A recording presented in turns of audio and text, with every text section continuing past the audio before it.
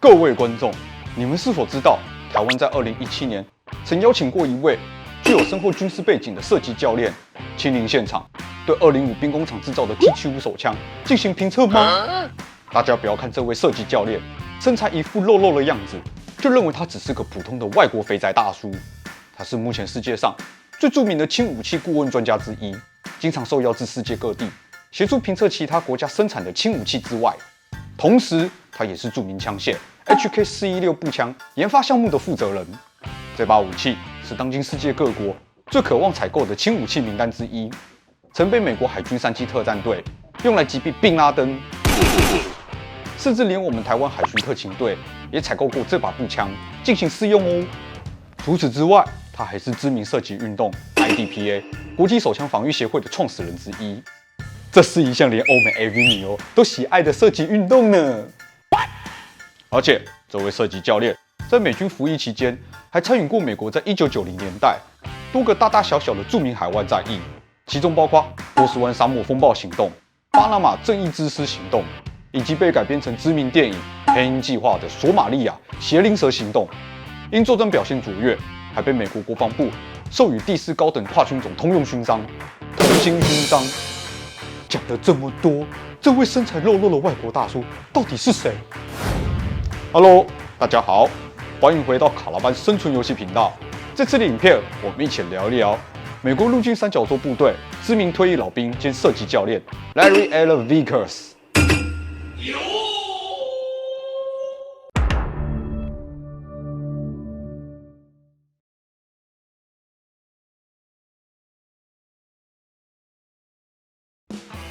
赖瑞在美国陆军特战部队总共服役了20年，其中有长达15年的时间都是在三角洲部队效力。退役之后，他除了担任轻武器顾问专家，游走世界各国，他还创立了目前全球公认最具有实战价值的射击运动 IDPA。这是一项和 IPSC 非常相似的射击运动。如果你对 IPSC 这项射击运动还不太了解，可以点选影片下方资讯栏的连接网址，看看这支影片，考古复习一下。话说回来 ，IDPA 和 IPSC 到底有什么差别呢？其实这两种射击运动最不一样的地方在于 IDPA 禁止射手使用改装枪，只能使用原厂枪，在模拟实战的情境下进行射击竞赛。要解释清楚这个原因，我们必须将时间退回到1995年，那是一个 IPSC 独霸美国射击运动界的年代。当时很多参加 IPSC 的选手，或许是出于对比赛获胜的执着，他们多数会选择使用改装枪进行比赛，这使得每一场 IPSC 比赛都变得像是一场装备竞赛，只注重快速射击，越来越没有实战性，结果导致比赛胜负在很大程度上完全是取决于射手的枪械性能，而非他们的身体素质。于是，在1996年，赖瑞就和其他多名热爱 IPSC 的资深射手联手向 USPSA 协会表达抗议，并另外创立 IDPA 竞技射击运动，同时对外宣称 IDPA 才是真正的使用射击运动。他们的行为很快就引起许多 IPSC 射手的不满，尽管在创立初期 ，IDPA 不断受到批评，甚至还导致美国射击界分裂成 IPSC 和 IDPA 两大阵营。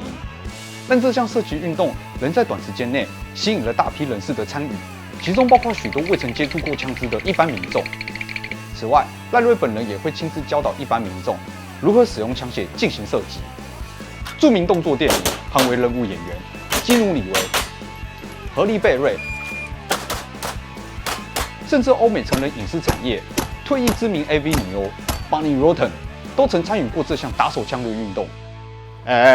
大家不要想歪啊！不要一听见打手枪这3个字，就马上想到一些很奇怪的地方。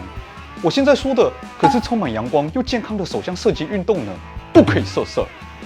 不过 Bonnie Rotten 会参加 IDPA， 除了有兴趣之外，据说也是为了透过考取 IDPA SO 教官，借此脱离欧美成人影视产业。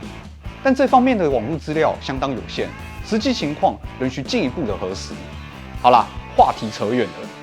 IDPA 之所以吸引人，不仅是因为它极具实用性，让射手能将所学应用于现实生活中，同时透过限制原厂枪的规定，射手能更专注地练习射击反应，不需要投入大量的金钱，用来提升枪械性能。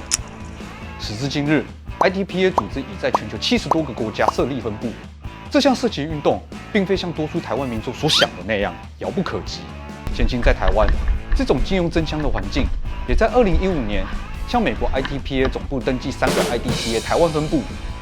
使用玩具枪代替真枪，极力推广空气软枪 IDPA 相关活动课程和理念，并派遣选手至国外参赛。更令人惊讶的是，有台湾人跟日本界打野大叔一样，使用玩具枪准备真枪 IDPA 射击比赛，并成功在2022年获得美国 IDPA 国家杯锦标赛的冠军以及其他奖牌，真的是非常的厉害。如果大家对这项射击运动很感兴趣，可以尝试报名参加 IDPA 台湾分部的活动课程，详细连接网址同样放在影片下方资讯栏里面，有空就点选过去看看吧。说到赖瑞，除了 IDPA 之外，我相信最令台湾军武迷和生存游戏玩家印象深刻的事情，应该就是在2017年，赖瑞本人亲自到访台湾，协助评估台湾国军 T75手枪的射击性能吧。那究竟这把手枪的性能好不好呢？赖瑞在试射这些手枪之后，委婉地表示 ，T75手枪在使用上不太理想，还有许多值得改进和加强的地方。此话一出，立刻在台湾军武迷和生存游戏玩家之间掀起一波对 T75手枪的热烈讨论。不过，会获得这样子的评价也不意外，因为这是一把仿照贝瑞塔 N92F 结构外形的手枪。由于在设计阶段疑似没有经过贝瑞塔公司的授权就进行制造，再加上 T75手枪的造型和 N92F 手枪的外形有87%相似，就连缺点也几乎雷同，因此经常被大家戏称为山寨手枪。再来，让所有军武迷印象深刻的事情，应该是赖瑞曾担任过 HK416 步枪研发项目的负责人。然而，这边我们要特别说明一下。HK416 步枪不算是赖瑞亲自发明的步枪哦。赖瑞对 HK416 最大的贡献，在于他提供了一条门路，让三角洲部队能够试用 HK416 步枪样品，并提供改良的意见，来完善 HK416 操作和设计上的缺陷。这些安排让三角洲部队成为首批正式使用 HK416 步枪的正规部队，进一步强化了 HK416 的宣传效果，使其变成当代经典名枪之一。正因如此，HK416 也成为台湾多家玩具枪公司争相仿制的对象。无论是电动枪、瓦斯枪或水弹枪，这些玩具枪几乎都是以1:1的真实比例，忠实地还原 HK416 步枪的外观和重量。嘿嘿，刚好我自己就有一把 VFC 制作的 HK416 电动枪，我非常喜欢这把步枪，装好装满皮卡丁宁导轨的枪管护木，让我想要外挂多少配件都不成问题。还有这把玩具枪的枪头形状设计得非常符合人体工学，无论是左手或右手持枪，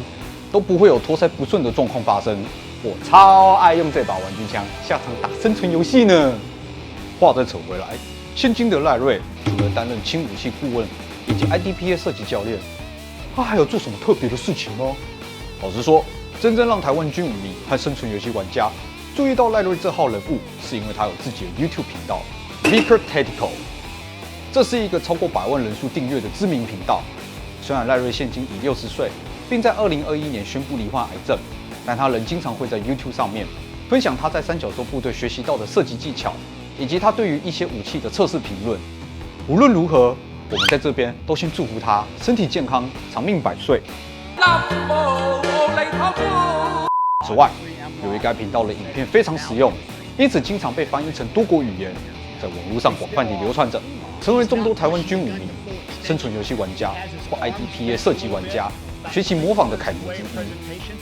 关于这位美军三角洲退役士兵创立的频道网址，我们同样会放在影片下方资讯栏里面，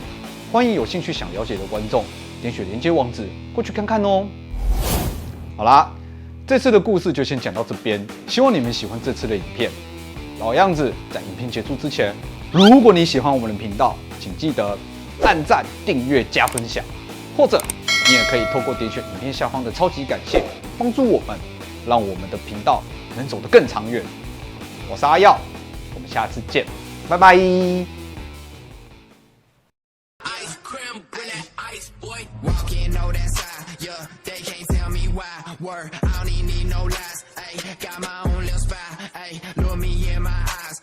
All your dreams gon' die. Word, same old day with the same old flow.